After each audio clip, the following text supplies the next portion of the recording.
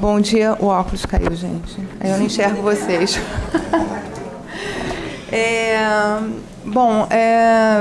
Obrigada pelo convite, obrigada por contemplar o CIAM, né?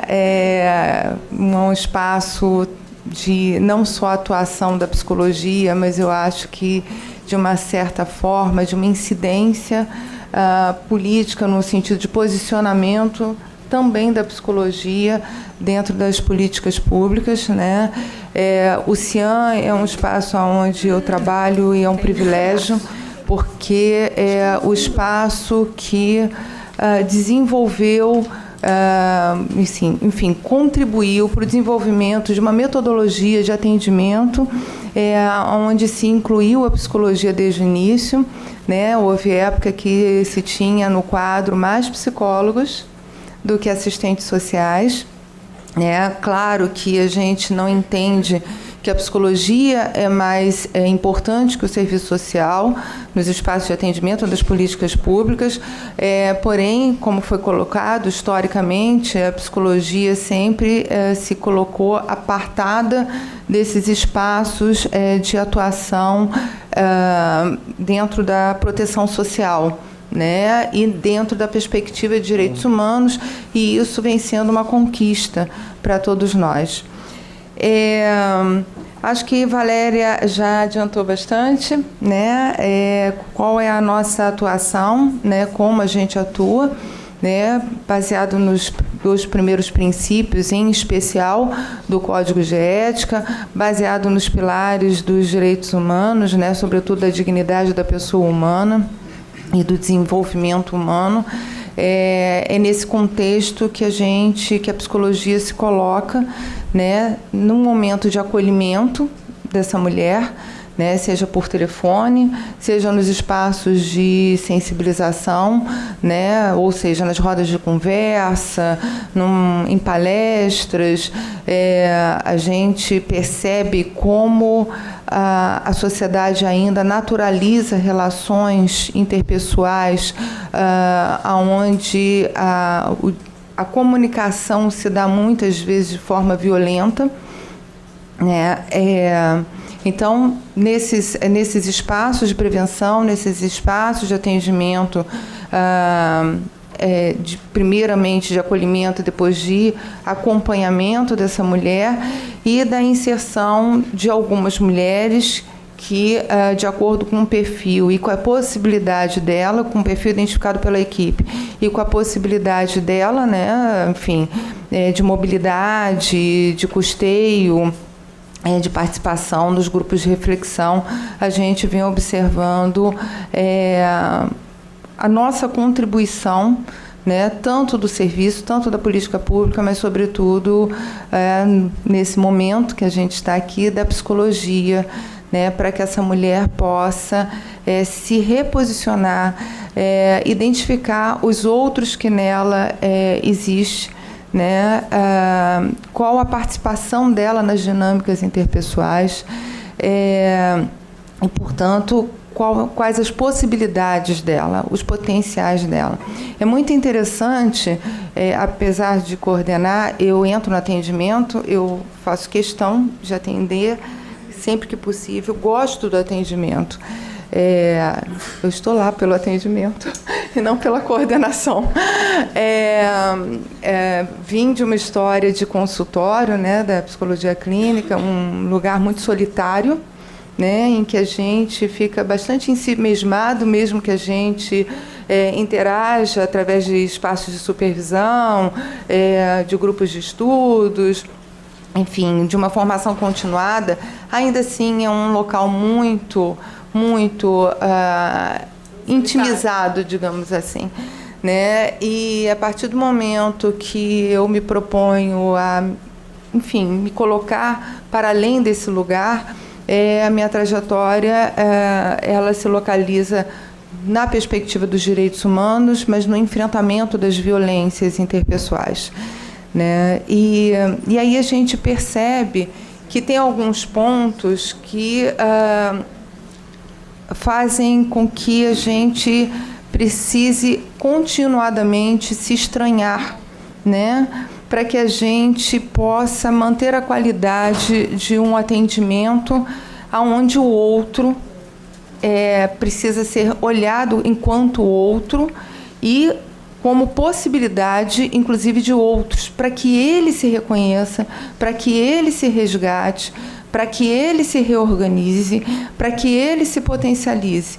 Esse é um lugar, eu entendo, da psicologia dentro da política de atendimento de mulheres em situação de enfrentamento de violências, né? Onde ela chega muitas vezes marcada por uma história de violências, né? Ela nos chega por uma dinâmica de violência, mas ela está marcada por um histórico de violências que marca a nossa sociedade, né? De toda uma lógica que pauta a nossa sociedade, né? E aí essa desconstrução, né, com ela, né, acompanhá-la nesse processo é sempre um desafio para cada um de nós, para a psicologia, que vinha, eu acredito, pelo menos pela minha experiência de consultório, né, com uma visão que apostava exclusivamente ou essencialmente nas questões subjetivas, nas questões emocionais. Mas, como a Valéria trouxe aqui, tem questões que são concretas. A distância para se chegar a um determinado lugar, né? Atendemos um caso que eu sei que tem algumas pessoas que discutiram aqui, que estão presentes, que a pessoa era completamente distante de qualquer de qualquer vizinhança, de qualquer recurso, né? A ponto de uma situação dela ser enterrada viva e não poder pedir socorro. Isso é concreto, isso é real, né? Não há interpretação possível numa situação como essa, né? Então, nesse sentido, o pensamento complexo acho que contribui muito para a nossa atuação profissional da psicologia, que é exatamente a ideia de complementariedade, de ampliação, de troca, da multiplicidade, né? E não daquele pensamento mais segregador, né? Mais simplificador, mais mutilador. Ou seja, tudo isso para dizer que a gente atende a mulher, né? A gente não atende a vítima. E isso é fundamental, né? A gente não atende a violência, principalmente.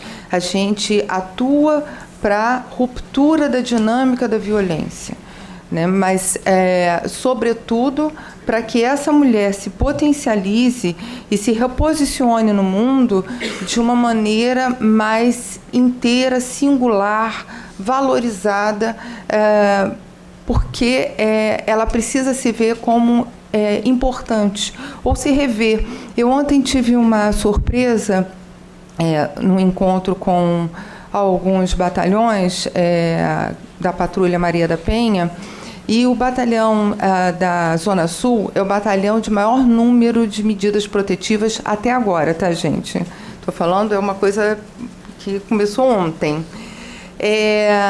E aí eles falam da dificuldade de acessar essas mulheres que muitas vezes não foram a local algum porque estão representadas pelos seus advogados em razão da vergonha que elas têm de se verem como pessoas instruídas, né, socialmente bem colocadas, economicamente bem colocadas, pessoas com larga cultura, na maior parte das vezes, porque quando eles falaram, eu achei que eram as pessoas das favelas da Zona Sul. Não são. Estamos falando de pessoas da Zona Sul, né, assim, do asfalto, né, como é dito. E essas pessoas, elas não passaram pela rede de atendimento, porque elas não, ainda marcadas por uma visão do senso comum, elas não se dão conta que a violência ela está colocada como colocou a Sandra, nas relações onde falta a palavra, né? Ou seja, ela é democrática. Ela não necessariamente ela tem um recorte socioeconômico específico, né? E esse é o lugar que eu percebo que a gente vem contribuindo bastante na questão desse estranhamento continuado do nosso fazer, que possibilita uma ampliação da escuta, ou seja, a contemplação da singularidade daquele que nos chega, porque a gente tem que fazer sempre um exercício, lá vem a mesma história, eu já sei qual é a questão, ou, como disse a Valéria, ela não quer se separar. E isso muda, muitas vezes, a nossa reação. Como assim? O cara é um ogro. Como assim ela não percebe que essa violência precede tudo isso que ela vem nos relatando, né? E isso é muito provocador, porque a gente tem que lembrar que não somos neutros, né? Como diz a Cecília Coimbra, não somos neutros, não somos destacados do nosso contexto socioeconômico, cultural, somos afetados por isso tudo, né? E esse é o nosso a nossa função dentro das políticas públicas, o cuidar. Eu só vou ler um parágrafo, juro. Eu fui comportada, não abri a apresentação, porque eu não sou disciplinada, sabe? Eu fiquei nesse lugar, você olha para mim com medo, assim. Não, por causa do horário. Eu fui muitas vezes recomendada. Vigiar e punir. Pois é. Então, vamos lá. O cuidado deve pressupor uma postura ética daquele que detém o saber e o poder, de forma que sua atuação não seja burocrática ou padrão frente ao indivíduo. Marisa Maia é alguém que desenvolve uma discussão sobre o cuidado, e ela se baseia muito no Leonardo Boff. Então, Maia afirma, a partir das reflexões de Boff, que a ética se dá na certeza que o outro existe diante de nós, e com base nela que o cuidado possibilita e potencializa os processos de subjetivação, dessa forma contribuindo para a resiliência do sujeito e seu bem-estar. Portanto, é na relação de cuidado, na interação com o outro, que existe a troca que constitui a humanização. A autora considera o binômio cuidado-existir, também denominado por ela como experiência de existir com o outro, fundamental nas redes estatais de segurança de bem-estar. Esse é o papel, eu entendo, fundamental da psicologia, né, da gente olhar para esta mulher, e aí eu estou falando das políticas CIAN, né, que para a gente, quem nos chega é essa mulher inteira, e não a dinâmica da violência. A gente tem que contribuir, né, para a autonomia dela, para que ela encontre o próprio caminho, aonde a gente só vai apoiá-la através das informações, orientações, acolhimento, fortalecimento, para que ela escreva o seu próprio caminho e, com isso, seja um sujeito que contribua para uma transformação cultural dessa visão, quer dizer, dessa sociedade ainda pautada nos padrões machistas, patriarcais, enfim, que a gente, de novo, vem enfrentando. Parece que a gente está começando tudo de novo, mas deixa quieto. E aí eu agradeço a oportunidade que a Cecília me deu de trabalhar no CIAN. Né? Tudo bem que era uma encrenca, ninguém me avisou, tá? Mas foi uma provocação que ainda me tira do lugar, me provoca um estranhamento, e isso é positivo, né? Agradecer a equipe, né? A Cristina Almeida, que está aqui, é pré-histórica, né? A Augusta, né? Psicólogas lá, e a própria Cecília, que coordenou esse lugar, contribuindo para a construção do desempenho profissional do psicólogo nesse enfrentamento. Obrigada.